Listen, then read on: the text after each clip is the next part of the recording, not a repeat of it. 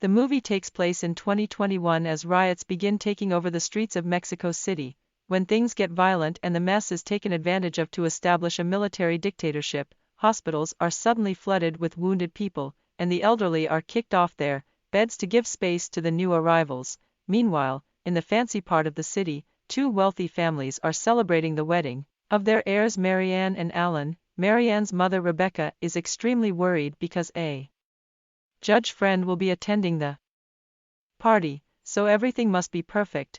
Whenever the happy couple gets some money as a gift, Rebecca puts it away in the safe. She also keeps obsessing over the water because sometimes it comes out green, a consequence of the paint being used in the riots. However, her husband Ivan tells her she needs to relax. Most people, including Marianne's brother Daniel, arrived early, but many of the guests are having trouble reaching the house because of all the blocked roads. One couple even got green paint thrown at their car and their clothes. During the party, Marianne is approached by maid Marta to ask her if she could spare a minute for former employee Rolando. It turns out his wife Elisa, who also used to work for this family, is very ill and needs surgery as soon as possible. Rolando had everything ready at the public hospital, but the protesters took over, and now he has to take her to a private practice, for which he needs the money. Rebecca is hesitant to help, using the wedding party as an excuse to guilt-trip him, but Rolando swears he would not be here if it was not an emergency,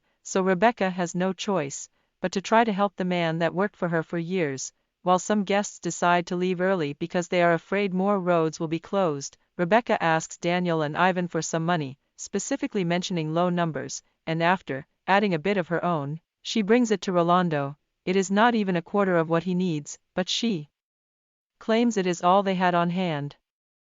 Before going back to the party, Rolando stays by the door wondering what to do when he suddenly sees Marianne and calls her over, congratulating her on the wedding before explaining his situation. Marianne has always been fond of Rolando and his wife, so she does not hesitate to go back inside to ask for that extra money. Daniel tells her to ask Ivan, but Marianne knows how he gets when it comes to money and thinks it is a bad idea, causing Daniel to take matters in his own hands.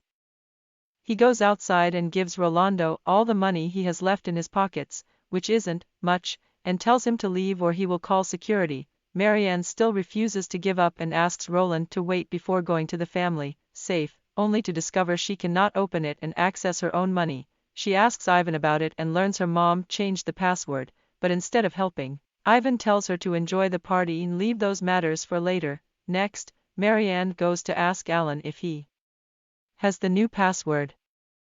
But Alan does not, and he thinks Rolando may be scamming them.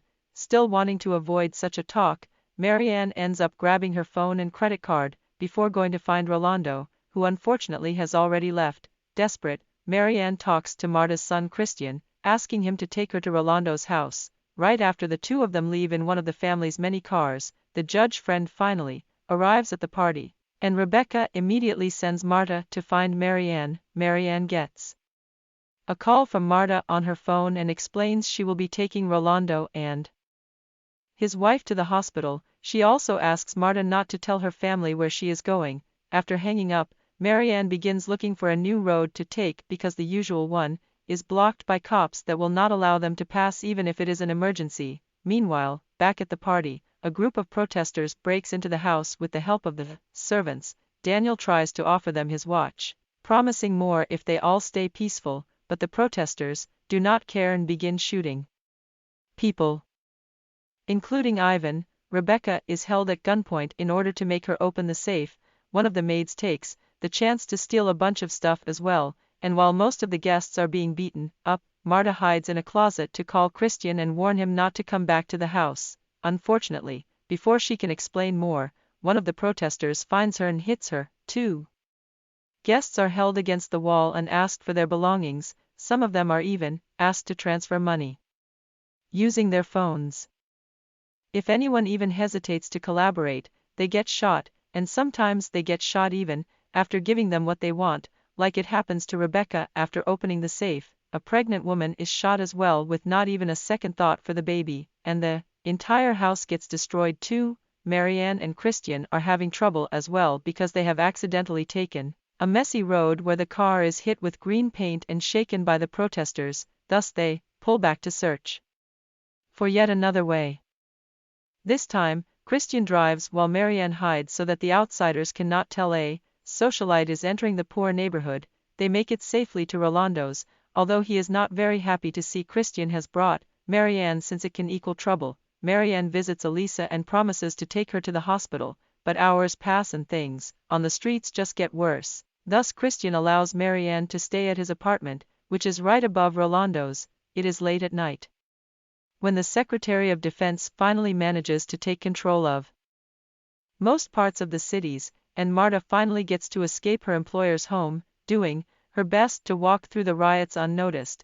In the morning, ambulances arrive at Daniel's house to take away all the bodies while the army declares a curfew for all the areas affected by the riots. Marianne wakes up and wants to go home, but it may be dangerous, so Christian goes outside, first to check the state of things. The streets are empty except for a group of soldiers that immediately get Christian on his knees to interrogate him. When Christian confesses he wants to help his boss, the soldiers enter his home and make him stay there while taking Marianne away, promising to guide her home safely. Marianne is put inside a truck and asked for her jewelry and phone, which is not working anyway because the lines are all down. As they pass through the city, destruction and bodies can be seen everywhere. Marta finally makes it to Christian after walking for hours, but Marianne is not doing as well. The soldiers lied and are not taking her home. They are taking her to their base, where they keep tons of hostages that they will use to get ransom money later. Each victim gets a number written on their heads and is asked for their personal information before being put in a cell with everyone else. If they do not collaborate, they are punished with violence. Sometimes a bunch of soldiers come over and take the women into an open room to take advantage of them at the hospital. Daniel finally has a breakdown when he is reminded he has to make arrangements for the funerals of his wife and Rebecca. Later, Alan takes Daniel with him to see his dad, who is friends with General Oribe. They ask this general to pull some strings to find Marianne, and Oribe promises to do as much as he can. When the time for the funeral comes, not many people attend because most of their relatives and friends are dead. Almost a month later, while Rolando is doing his best to keep Elisa alive, it is announced on the streets that citizens will be allowed to leave their houses for hours per day. This should be a good chance to try to get in contact with the hospital, so Rolando leaves his wife with Marta and goes outside. Unfortunately, the citizens are only allowed to walk around a few blocks, and when Rolando tries to go farther, he is stopped by the soldiers blocking the exits without getting any answers from them.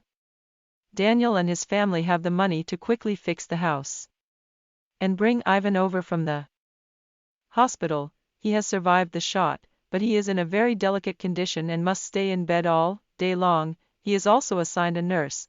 Alan's mother begins to wonder how long they have to wait for Marianne to be found before they can move on, and to make matters worse with her lack of sympathy, she sometimes orders the nurse around as if she was a maid. At the base, the soldiers are finally putting their plan into action by recording videos of the hostages asking their relatives to please pay for their rescue. These videos are later sent to the victims' families. One night, Elisa's health hits its lowest, so Rolando decides to risk going outside to find a doctor. Unfortunately, he ends up being shot by the soldiers because he will not stop walking when asked, and ends up dying the same night as his wife. Sometime later, Christian and Marta go to church to say goodbye to both of them. The next day, Daniel gets the video of Marianne plus a request for 10 million for her rescue, but no instructions on how to send the money. At the base, the hostages are all being washed together with cold water from a hose while the soldiers begin arguing over who gets which amount of money depending on how much they have helped their cause. Two particular soldiers are not happy with the small amount their boss assigns them, so when nobody is watching, they move Marianne to another cell before visiting Christian and Marta with a message. If they want to save Marianne, they must bring 800,000 pesos, obviously. They do not have that kind of money. But work permits are finally being given to employees, meaning Christian and Marta should be able to return to their old jobs and steal from Daniel's family. Christian uses the 2 free hours a day to try and find out where to get these permits. While at the base, the hostage videos get worse. Now they include torture too. Marianne's family gets another one of those recordings and takes it to Oraib, who once again makes vague promises. Sometime later, Christian and Marta finally get their permit and begin working again. The process to leave the house is very strict. Soldiers put them in lines to check their permits and confirm they are not carrying weapons. Then they are assigned to specific buses and vans that will take them directly to work to avoid any chances of anyone walking away. Once they arrive at Marianne's house, Marta helps Alan's mom with the cleaning while Christian speaks to Daniel in private to explain the situation. Daniel asks Ivan for his opinion, and Ivan gives him permission to send the money. Meanwhile at the base, Marianne hears how a hostage is taken outside because his Ramzan got paid, but in the end, he just gets shot. In the evening, Christian and Marta manage to bring the money back to their home without being found by hiding it under their clothes.